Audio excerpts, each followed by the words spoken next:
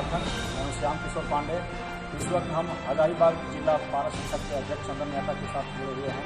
चंदन जी, देखा जाता है कि पहले एक सप्ताह के पूर्व झारखंड के वित्त मंत्री कांग्रेस के जो मंत्री हैं उन्होंने अटपटांग ज्ञान दिया हुए हैं, जिसका सरकारी शिक्षकों या पारा शिक्षकों को कड़ा विरोध किए हैं। उन्होंने कहा है कि यदि झारखंड में प्राइवेट विद्यालय नहीं होता तो शिक्षा का ग्राफ बहुत निम्न हो जाता है। तो क्या झारखंड में सरकारी शिक्षक या पारा शिक्षक का योगदान शिक्षा के क्षेत्र में नहीं है? क्या इसके संबंध में आपका कहना है? देखिए, जहाँ तक निजी विद्यालय और सरकारी विद्यालयों में शिक्षा का सवाल है, निश्चित तौर पे चिंतनीय है। लेकिन वर्तमान सरकार के वित्त मंत्री रामेश्वर उरांव जी का जो बयान है उसकी निंदा होनी चाहिए। उनको यह बात की जानकारी होनी चाहिए कि सरकारी विद्यालय के शिक्षक हो या व्यवस्था हो, वो सरकारी नीतियों के अनुरूप चलता है, सरकार के निर्देशों का पालन किया जाता है।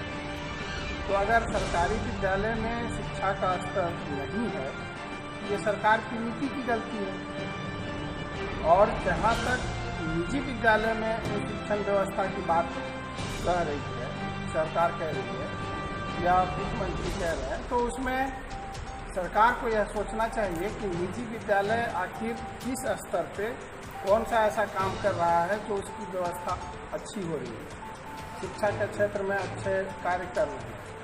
तो वही व्यवस्था आप निजी विद्यालय में क्यों नहीं लागू करते हैं?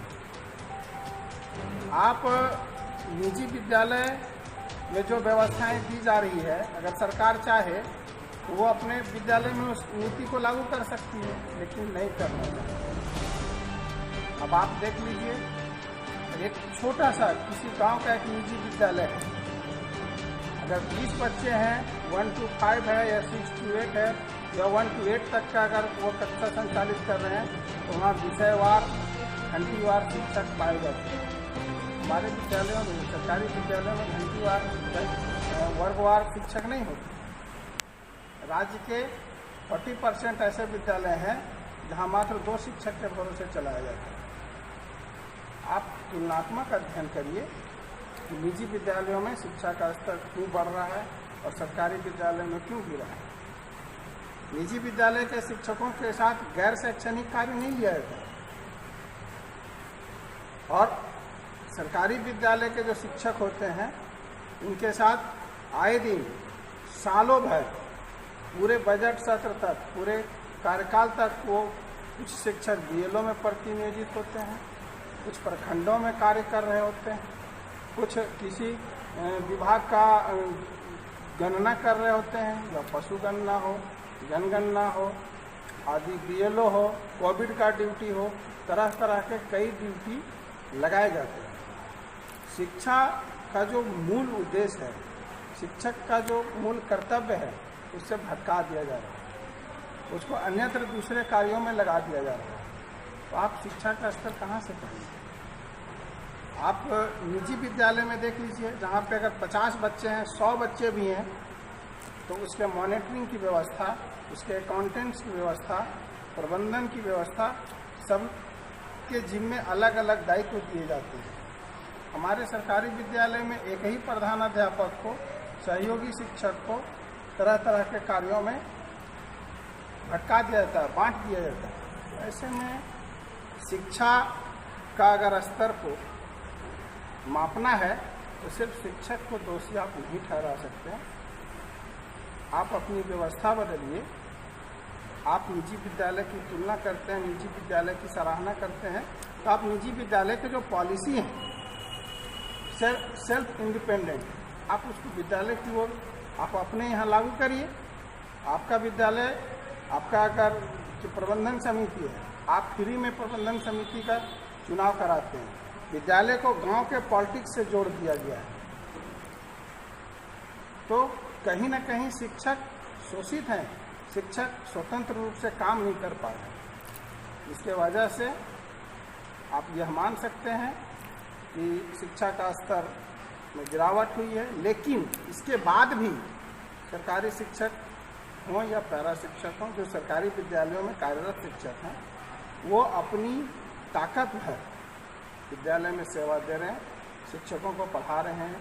दूसरी बात, आप ये भी देख लीजिए, जिन निजी विद्यालयों की आप सराहना करते हैं, उन विद्यालय के बच्चों का मापदंड होता है नामांकन का, तो उसके माँ पिताजी का टेस्ट लिया जाता है, बच्चे का टेस्ट लिया जाता है। वो उस विद्यालय के लायक है बच्चा या नहीं, उसका मापदंड पहले से तय किया जाता है, तब जाकर के उन बच्चों का वहाँ नामांकन होता है। लेकिन मेरे यहाँ, आपके यहाँ जो सरकारी विद्यालय है, उसमें ऐसे बच्चे का नामांकन होता है जिसका कोई आधार नहीं दिखता है, जिसका कोई टेस्ट है, कोई प्रक्रिया नहीं, कोई मापदंड नहीं अपनाया जाता है। हम ऐसे गरीब परिवार के बच्चों को, जिनके यहाँ खाने का रोटी नहीं जुटता है, जो कपड़ा नहीं जुटा पाते हैं, वैसे बच्चों को हम विद्यालय लाते हैं। उसका स्तर को हमको बनाने में समय लगता है। और निजी विद्यालय में स्तर का एक मापदंड तय होता है। आप भी अपने यहाँ मापदंड लाइए, आपके यहाँ भी बच्चे पढ़ेंगे।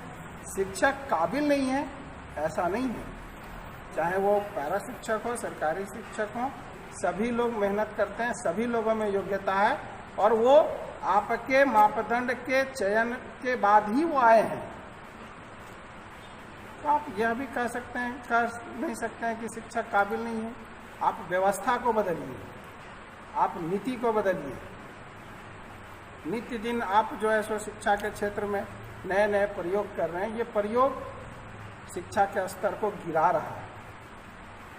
पिछले कई वर्षों से देख रहा हूँ कि मेरा व्यक्तिगत खुद अनुभव 17 सालों का अनुभव है। 17 सालों में प्रत्येक 6 माह पे इतना प्रयोग किया जाता है विभाग के द्वारा, जब तक वो पुराना वाला फॉलो करते हैं तब तक नया कोई एक आदेश आ जाता है, उसको पालन करते हैं तब तक फिर कोई दूसरा आदेश आ जाता है। एक नीति पे विभाग नहीं चल पा रहा है। सरकार को शिक्षा के क्षेत्र में सरलतम उपाय लाना होगा। शिक्षकों को इंडिपेंडेंट छोड़ना होगा। शिक्षकों के साथ आप दुर्व्यवहार नहीं कर सकते हैं, असमानता नहीं रख सकते हैं। इन तमाम चीज़ों पे सरकार को सोचनी चाहिए।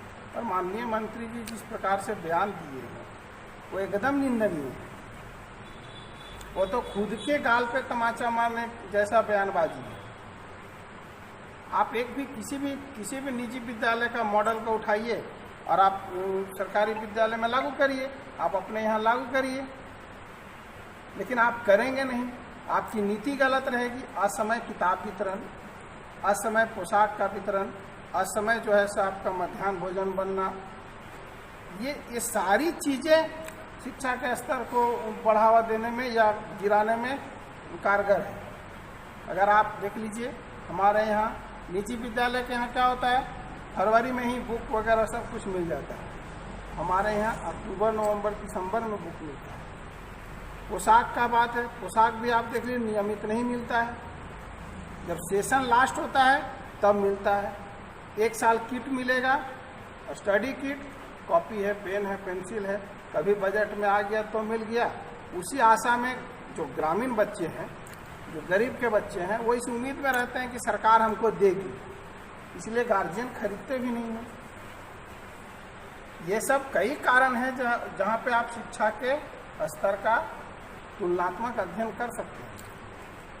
सिर्फ शिक्षक को दोष दे देना और शिक्षक के माथे मर करके कि शिक्षा की व्यवस्था खराब है सरकारी विद्यालयों में, ऐसा नहीं है। आपको इन तमाम बिंदुओं पे विचार करना चाहिए, तब जाकर के आपको एनालिसिस करने में, आपको तुलनात्मक अध्ययन करने में सुविधा होगी।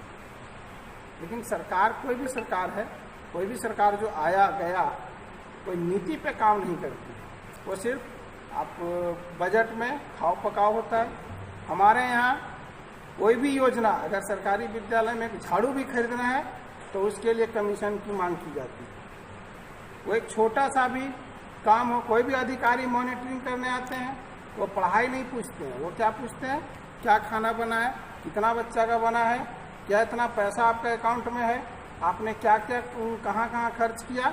सिर्फ मैंने जो ध्यान होता है, राशि हो, विद्यालय मरम्मती की राशि हो, भवन निर्माण हो, हर जगहों पे कमीशन है। आप इन सब चीज़ों को इनकार भी नहीं कर सकते। आपको चाहिए कि कम से कम इन सब चीज़ों की व्यवस्था हम सही ढंग से कर पाएँ, विद्यालय का मॉनिटरिंग सही ढंग से हो। शिक्षक ऑटोमेटिकली पढ़ाएंगे, लेकिन आप शिक्षक को पढ़ाने दें तब तो। पाँच शिक्षक हैं, 3 शिक्षक ड्यूटी दूसरे क्षेत्र में कर रहे हैं और बच्चा 2 शिक्षक, तो 2 शिक्षक खाना बनाएगा या खाना खिलवाएगा या फिर बच्चों को पढ़ाएगा।